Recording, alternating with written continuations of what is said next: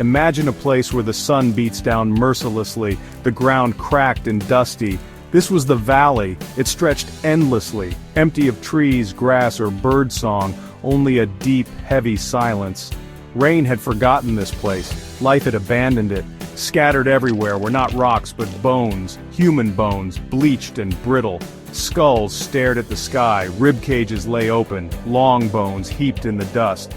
The sun had drained them of all color and hope. This was a graveyard of dreams, a final picture of a people who had lost everything.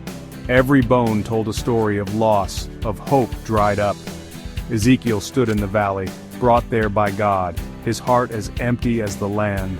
He walked among the bones, dust crunching underfoot, the silence pressing in. No life stirred, not even an insect.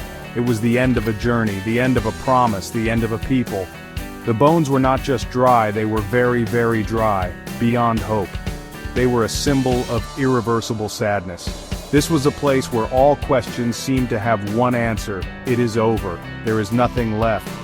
Yet, in this valley of endings, a story was about to begin. Ezekiel, surrounded by death, waited for what God would say. The silence was not just emptiness, it was the pause before something unimaginable. In the valley of silence and sorrow, hope seemed impossible. But God had brought Ezekiel here for a reason. Sometimes the greatest stories begin in the most hopeless places. This was one of those times. The valley waited. This valley of bones mirrored the hearts of God's people, broken, scattered, and lost. Once a great family, now exiles in a strange land, they felt like prisoners, their hope gone. "Our bones are dried up," they whispered. "Our hope is lost. We are cut off." Their laughter and songs had vanished, their hearts were a valley of dry bones. They remembered God's promises, but those stories felt like distant fairy tales. Every day, the weight of sorrow pressed down, making them feel invisible and alone.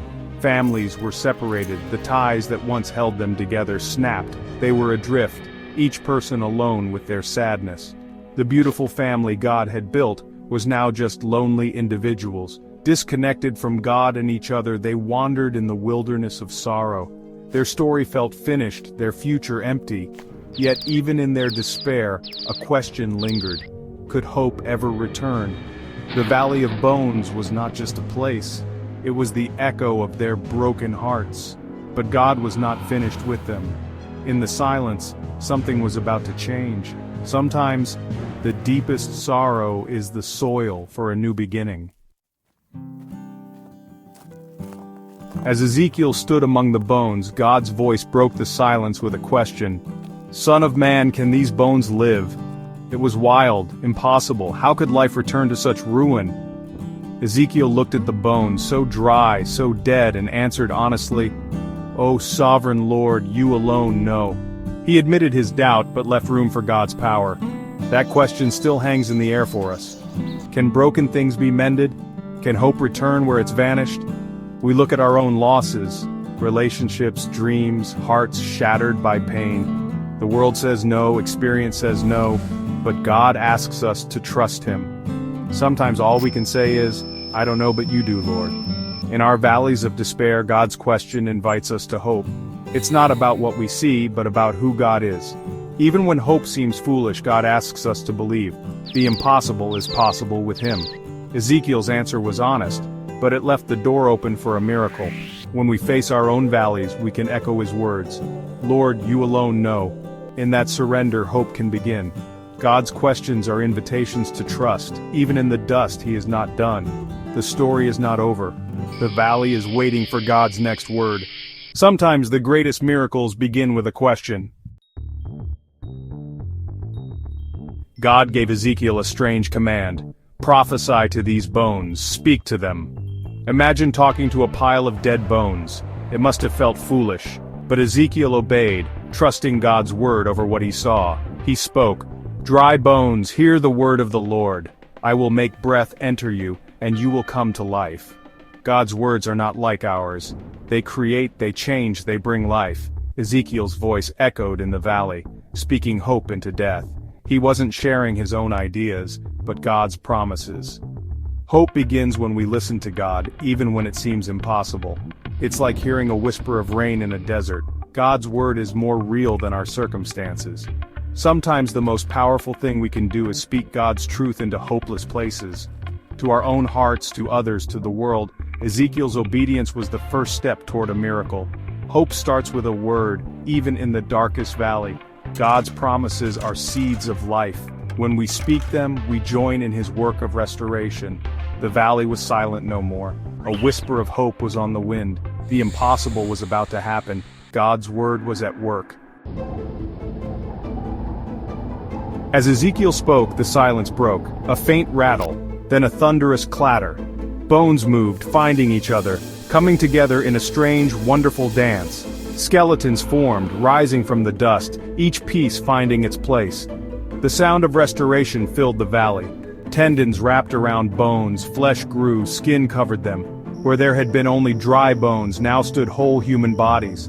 An army of bodies, perfectly formed, filled the valley. But they were not alive. Silent, still, waiting. The miracle was not finished. The bodies were ready, but breath was missing. They stood like statues, beautiful but lifeless. The greatest part of the miracle was yet to come. The valley, once a graveyard, was now a place of anticipation. The impossible had begun, but it was not complete. God was not done. The bodies waited for the breath of life. Sometimes restoration comes in stages. The first stirrings are just the beginning. The valley held its breath. God spoke again. Prophesy to the breath, call it from the four winds. Ezekiel obeyed, calling for God's spirit to fill the bodies. A gentle breeze stirred, growing into a mighty wind. The breath of God swept through the valley, entering the lifeless forms. One by one, chests rose and fell. Life surged through them. Eyes opened, filled with light and wonder. They looked at each other, alive at last. The miracle was complete. God doesn't just fix what's broken, he fills us with his own life. He breathes hope into our tired hearts, joy into our sadness. He makes us truly alive from the inside out. The valley of death became a place of life. God's Spirit changes everything. Where there was emptiness, now there was fullness. Where there was despair, now there was hope. The breath of heaven had come. The impossible had happened. God's life had filled the valley. They stood up, an immense army, alive and united. Where there was silence and death, now there was laughter, joy, and reunion. No longer scattered bones, but a community, a family, an army of hope. God had rewritten their story from despair to restoration. This is God's dream, not just for us to live, but to live together. He brings lonely, broken people into his family. He heals divisions, making us strong when we stand together.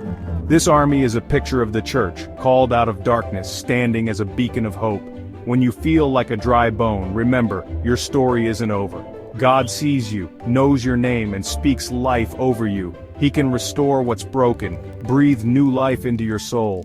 He brings us from loneliness to belonging, from death to life.